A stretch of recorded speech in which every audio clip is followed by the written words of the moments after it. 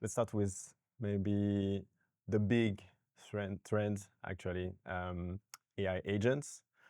What's going on at lemlist about AI agents? I have loads of questions, but let's start with maybe AI agents. What's your take on AI agents in general?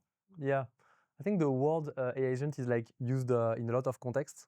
So I will give you an example, but we released a feature 1 year ago that's called the signals that allows anyone to set up intent signals and have like warning when there are companies that match this intent signal. So for instance, you want to have companies that raise money, it will surface like account that raise money, or it can either watch a list of account that you have in your CRM or in a list, or it can surface and find account that match your criteria. And you have like more or less sophisticated signals, intent signals that exist. It can be simple things like fundraising. That can be things about like hiring in a specific department. That can be intent about LinkedIn, people who like the post, who commented the post. And so many people are calling that agents actually, because these features that we launched, there are many people who replicate this feature.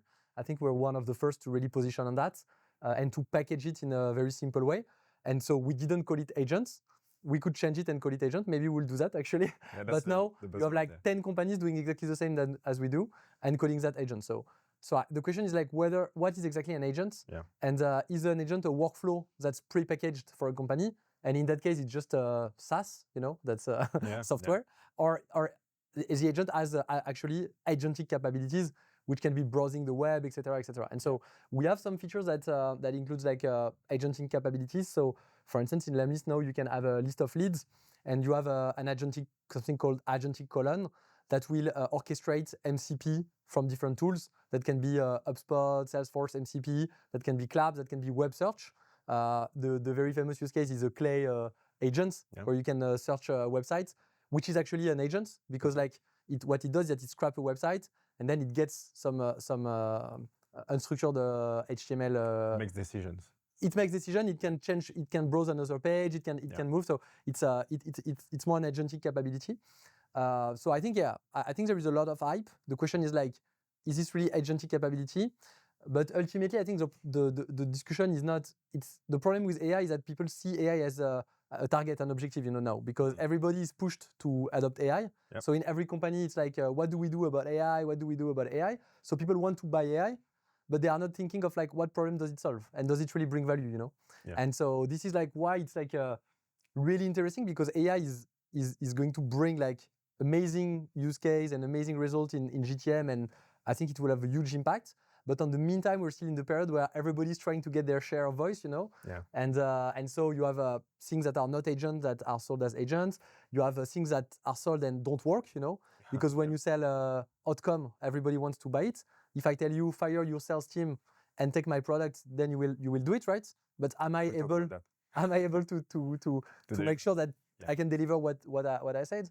Is the main question. And I think there was like So I think everyone is maturing about AI.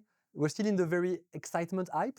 Yeah. But I think like it's like anything new, like everyone is excited, and then I think it will be interesting when things like fall down and we really see like what use case remaining. What use cases remain? Yeah, that's funny that you mentioned the hype, because obviously that's an hype, and it's looking very similar to what happened 2 or 3 years ago with AI. AI was the buzzword. You wanted to put AI everywhere on your website. Now you put AI on your website, it's not a differential. It's not different anymore.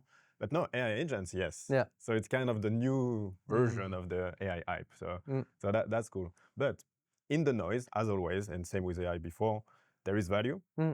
So you mentioned the AI agent or the AI feature that is in lemlist. That's pretty cool. What do you think about those AI agents, like with code capacities, like Claude Code, which is very trendy these days, and the way they communicate with other tools through API MCPs, and powering and multiplying sales reps or GTM engineers? What's your vision on that? So my vision is like if I think of GTM and like the impact of AI as a whole, and of course agentic now, I think the main thing that's going to evolve is really about like the quality of data that one can acquire in a business. And one good example is like last week I built a Python script with Claude, and I scrapped a database of leads in 20 minutes, 75,000 leads, which before it was requiring like a growth engineer, you know, you were struggling to find one that was good. You had like lots of back and forth. So I think it's like enabling any company to do things that they were not able to do before. And I think in terms of like data management, it's amazing because now you can like scrap databases, you can visit websites, you can do many activities that humans would have not done because the ROI of this activity was not good enough. So instead of having like, before you had like lists that were like not really good, not really complete, wrong, all of that can be solved with AI. So you can have a 10x data quality, and that's at the fingertip of everyone, you know. And so I think this is like really what's changing. And for me, it's an opportunity to have overall better quality of leads, and so better quality of outbound. So this is my thinking, and I do believe it's going to happen. That doesn't mean that people will not be lazy, and so bad quality will still exist. But I think like it will be easier to be strong and to have like a good data quality. So I think this is like the main thing that's changing. I think there is another thing that's going to happen is like the outbound is difficult to do, if you're honest. Like very, very little people are successful with outbound because you have to know many different topics. You have to know about deliverability, about copywriting, about many different things. And so in the past, data, how do you build the TAM, etc. But what's happening is that I think like in the past, people had to read, you know, content. Like we had the famous outbound masterclass, multi-channel masterclass that was read, I think like 50,000, 100,000 times, you know, maybe like we had released that. I read it. You read it? Nice. No, but now if you think of that, this content is in an agent and in an AI. So it's more accessible to anyone. So if you build an agent that is fed, you know, with best practice, with content that actually works, then the AI, like it lowers the entry barrier to do outbound right. And people don't have to read like lots of content that they won't read actually. And so it's basically help more people get up and running. And this is true for outbound, but it's even true for just working in the SaaS. And I think like the natural language might become a kind of a new UX. We are not seeing that yet because we have released an agent and the adoption is not huge. So we have not seen that people are already like shifting towards like natural language to manipulate SaaS. But you could think that the future will be, I don't even like go into the different section of your app. I'm just talking to an agent, and the agent is like orchestrating the different things that you can do in your product. And the late game vision is like Claude is the interface for every tool, you know. And so I'm trying to do that. So that the question is like whether Claude is going to be like the tool that everyone uses and that's connected to all the tools through MCP, and so you only need Claude plus potentially subscriptions, and that will ask lots of questions in terms of monetization and, you know, they're pushing toward that. Of course they want to do that because they will own the web. Absolutely. It's like for me the best analogy is like Tesco or, you know, retailer. It's like you become the only Tesco in the world. And then the brands, they sell through you. And so the brands, they don't have a contact to the customer. Because they are going through you. So of course they want that. They want to be the most powerful company in the world. But will they manage to do that? I don't know. For sure, everyone is allowing them to for now. But maybe it will change when people realize that they are losing contact with their customers. Maybe people will, I don't know, maybe they will not have a choice. But I'm not so sure. I think it will depend too on like how things evolve, because even though we're seeing that Salesforce is becoming headless and, you know, is bringing like all the capabilities into Slack, which is a big sign, I still believe that there is a lot of time before people like completely quit interface. There are some challenge to tackle around like collaboration management. In Slack, it's partly solved because you have channels with other people, etc. But when you are purely in Claude, you are a bit alone. So you have issues about like how do you collaborate with others. You see that in many places, like people build stuff, but it's like scattered, you know. Everybody has their own agents. So I don't have a strong conviction on what will happen. I think for now it's too early to know.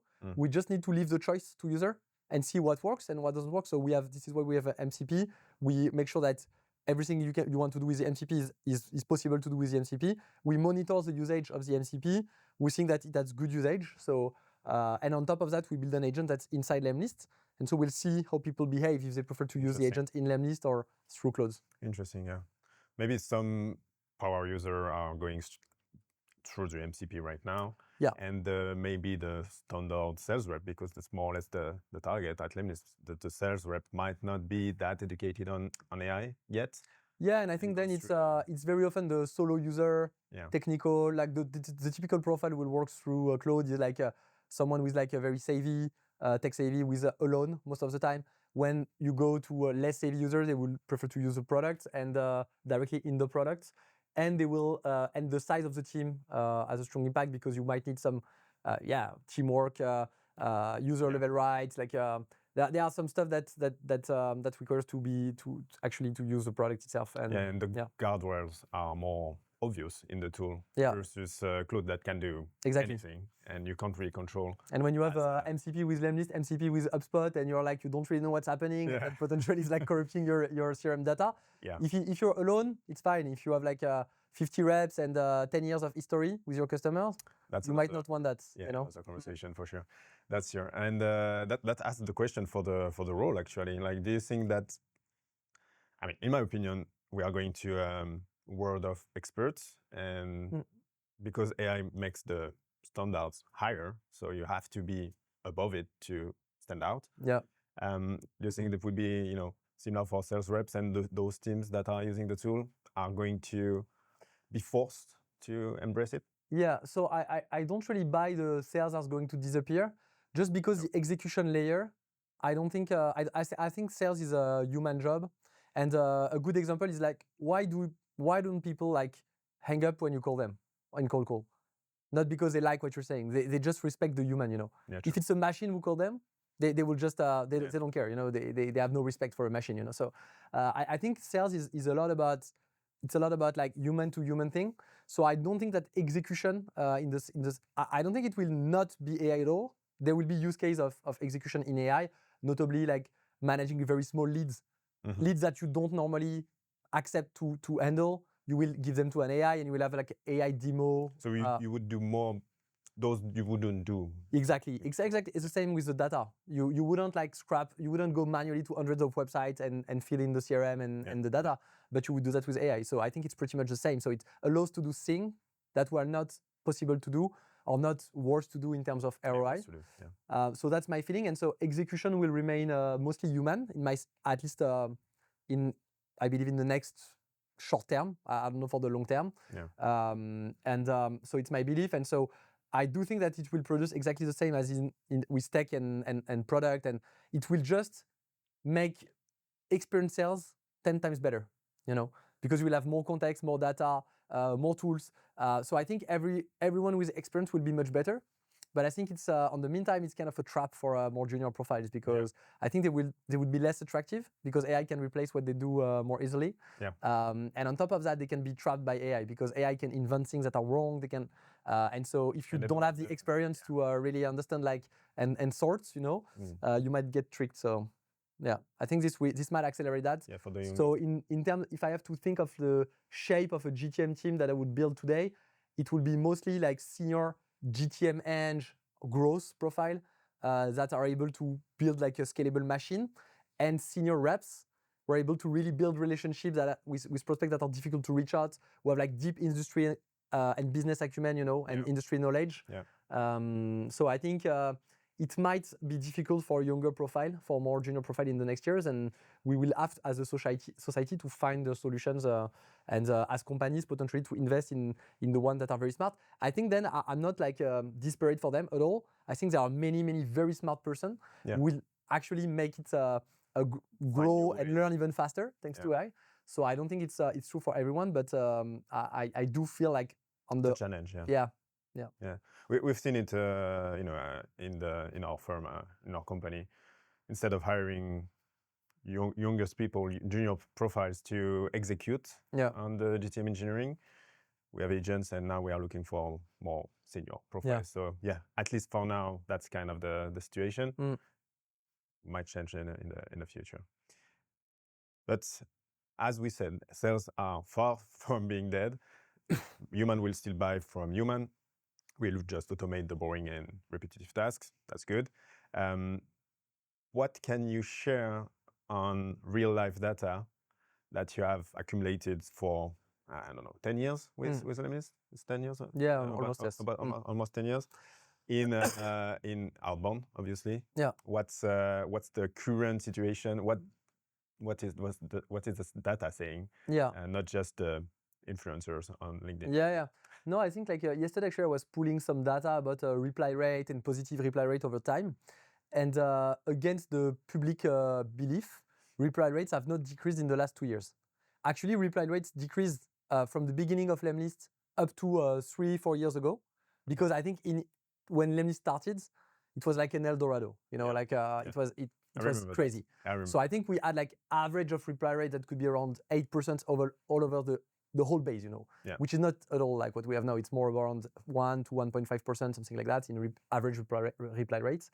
But we are not seeing any decrease in the last 2 years. It's flat, So the cold email is dead on LinkedIn is not true. We don't have not true. We don't have a full sample of the whole industry, but we have a good sample. We have 25,000 customers, and we send like dozens of millions of messages per month. So I think it's a first stat. But we are very multi-channel, and we don't have like customers who are like wanting to do like very, very high volume, generally speaking, because it's not our positioning. So might be different trend for players who are specializing in volume. But on what we see, reply rates have been stabilizing. One very interesting data that we pulled recently is like what we did is that we split the customer base into 10 buckets. So we took like the 10% which are the best, the 10% that are just after, then after, up to the 10% that are the worst in terms of reply rate. And so it's 10 buckets of like 2,500 customers each. Okay. And we did a chart where we have like the volume each one sends and the reply rates. And it's very interesting because there is a perfect negative correlation between the volume and the reply rate. So basically, like each bucket sends less volume than the previous bucket. So the best ones are the ones who send the less volume, and they have the highest reply rates. And it's logical when you say that, because like the less you send message, the more you have time to make sure that the message is like relevant and personalized, and therefore the higher is the reply rate. Then when I say that, it doesn't mean that it doesn't make sense to do high volume, because sometimes if you do 10 times volume, but you divide the reply rate by 5, you still have twice more replies, So that can still be worse to do volume, but it's still certain that there is a negative correlation between volume and reply rates that we are seeing like clearly on the stats that actually I shared on LinkedIn. So it's really linked to the size of your TAM. Yeah. And the more simple, obvious when we say it like this, the more effort you would put in each lead, the best output you will have. Exactly. I think for the takeaway for everyone is like, it's very important for a company to know what your TAM is, and be very clear. Like, and the TAM cannot be like every company on earth. That's not a TAM. That's so. In strategy, we talk about SAM. So you could even say I'm going to have a TAM, but I'm going to score my TAM and potentially have like different tiers. But basically, a TAM would be someone you can really sell to. That can be a customer. Ideally, you have examples of each segment in your TAM that actually already purchased from you. And you know how much they can spend and what would be their churn, etc. But yeah, definitely, like I think like the TAM is the size of the TAM in number of accounts is directly influencing the strategy you should use for outbound. And for instance, like Ramp is a great example, because Ramp went from 0 to $300 million in AR with one GTM, which was like automated outbound. Okay. And how they did that is that they just had a TAM that is like virtually any company that has employee. So with a strategy to rule the world, they raised 1.5 billion. So they had a very, very aggressive strategy. Yeah. And they did automated outbound at scale. They were sending like 1.2 million emails per month. And they were gifting. They were giving like gifts to their prospect to take meetings. And this strategy paid off to a certain extent, but it's not replicable. That doesn't mean that because you Rum did that you should do it. If you're selling to corporate lawyers in the mid-market, then your TAM is not Trump. And if you send 1.2 million email in a month, in 10 days you're out of leads. Yeah. So So you spam the world. Exactly. So you will send one email and you and that's it. Yeah, done. So you have to think of like what's your TAM, how to map it very well, how to score it, and how to leverage outbound in a way that makes sense. Most of the time when you have like let's say a mid-sized TAM, we see companies that have 3 tiers or 2 tiers. Tier 3 that will be like a lower ARPA and they will usually automate. Tier 2 that will be partly automated with sales still in charge of the accounts. And tier 1 which will be like very, very little automation, mostly like manual outreach, manual video, one-to-one video, stuff like that, almost ABM. And this is usually what makes sense for companies, and there are tons of examples of companies working like that. That's great. That's good to see that your data correlates my data, which is much smaller. But we can see that GTM engineering and sales have been stabilized for in the last 2 or 3 years, and now the expectation from the recipient, the people receiving emails, the standard is higher now. So you can't really do what we did before, like when it was the golden age, sending, and it would be enough. And I don't know if you see the same as me, but I think it was in October, maybe there was an announcement from Google that they were rolling out AI to us to find out like what was prospection and put it in spam. And actually, I'm still receiving the same amount of prospection email every day. Yeah, same. That didn't change at all at my level. And when we look at lemwarm level, where we have like over 50,000 users, we see that the spam rate is exactly the same as it was like 6 months ago, 1 year ago, 3 years ago. So we're not seeing big change. Yeah. I think, and one good analogy I heard from someone was like, it's like advertising in the streets. You have good advertising and you have bad advertising. There are advertising that you don't see. How many advertising did you see in your life? Hundreds, millions, thousands. Yeah. Okay. But you still sometimes see one and you're like, wow, this is interesting. Like, I like it, Yeah, one sticks. Yes. Yeah. So it's the same for outbound. You receive like hundreds of emails, 90% is out, you don't like it. And maybe 5%, 3%, 1% will be, oh, that's interesting actually. That's a good comparison actually. Yeah, that's true. Don't know if Google just announced it and did nothing, or if the emails are better now. Yeah. We'll have to find that. I know they are not better because like sometimes the one I receive are terrible. So. I have to ask Google. Okay. Maybe last question. I don't know how long we have been in this. Do you have any scoop you want to share regarding lemlist, the product, the roadmap, the vision, some stuff you have in some secrets maybe? Yeah. I think like, no, I mean like the scoop is like, my belief is that AI will be a lot about trust. Yeah. And I think when you come from nowhere and you are new, you can promise anything to anyone. You don't have anything to lose. I think what we try to build with lemlist is a trustable partner that you can trust in having the best AI features at work, having a platform that will always innovate. I think we've been innovating like in the last 3 years, and we continue to deliver innovation to make sure that you can use lemlist and have the best outbound tool in the world. And we continue to do that. We actually accelerate on that. I'm very excited by, we are releasing an agent that will help people like what I said, like be better in outbound and like run lemlist for them. We have an MCP where you can run lemlist. You can use Clap MCP too. That's very successful. We have the signal feature that is now like every week it's growing by 30% in terms of usage. So we started with 3 signals. We maybe have 15 now. And we are going to have maybe 50 by the end of the year. So we continue to innovate. So we try to be careful of not having like, the big announcements that everyone wants to have. We prefer to continue to build step by step with our customers. They trust us and they give us feedback. We improve. Sometimes we do something that works. Sometimes it doesn't work. So we iterate again. So my belief is that there is a real need of like having partners that you believe in, that you trust and are not promising you to fire your whole sales team and trust them, And so we've seen that. Yeah. It didn't work. So this is what we are trying to do. We are trying to build things that work, that bring value, and not only promise, the impossible, Yeah. Well, too bad for my scoop, but I actually agree with your vision, and I often see that because I'm, also an observer of the GTM world and sales world, and there is a lot of noise, a lot of promises, and when you actually try it, you are often disappointed. And it is true that in lemlist maybe there is a little less, but what is there is relevant and it worked. So that's a good approach for the trust. I agree. And we have 150 people. We continuously try all the tools when we can try. We know all the GTM tools that appear. We are on LinkedIn. We know what's going on. Yeah.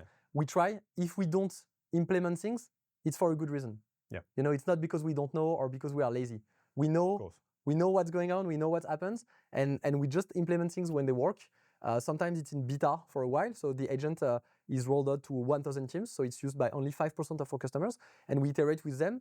But for now, it's not at a sufficient level where we believe it should be proposed to everyone. Yeah. We activate it when someone asked, but we are still iterating. But I'm sure that we'll have results soon, and we'll have first version that actually bring a lot of value. But it is also good actually to sometimes wait a little, because we can see like the super hype with Claude Code, OpenClaw, whatever. Yeah. And I've tried it. That's part of my job to try those things too. And most of the time it's not mature enough. There are good potential. There is good ideas. But when you do it and you use it, it breaks. It's not safe. The data privacy, never know. Yeah. So if you wait a little, sometimes just a few weeks to have someone who has more structure and implement it in a safer place, that can be. And I think sometimes people with AI they forget to be pragmatic, because if you think of your time, because you can build a lot of things, but if you think of the time that you've spent on building stuff that are not bringing any value, it's exactly before I had the same feeling in like RevOps or growth. Sometimes you automate things when it's actually just 5 minutes per month to do it. Yeah. And you spend like 3 days to automate something that you can do manually in 5 minutes. I think it's pretty much the same with AI. Like people build stuff because it's funny to build. And but ultimately it brings zero value. And so I see people who recode like tools, and I'm like, but are you using it? And after 1 month they stopped using it, And so absolutely. And they don't realize that their time is like worth a lot of money. So I think it's better to think first and be like, okay, do I really want to rebuild something for to spare $20, $50? Yeah. I don't know. I'm definitely guilty of that. So I know what you mean. But yeah, that's funny. That's also funny to build stuff, but that's another conversation. I think we're good. Merci beaucoup les gars. Merci. Ouais, on a été un peu long peut-être, désolé. Vous relevez, je vais juste prendre une photo. Yes.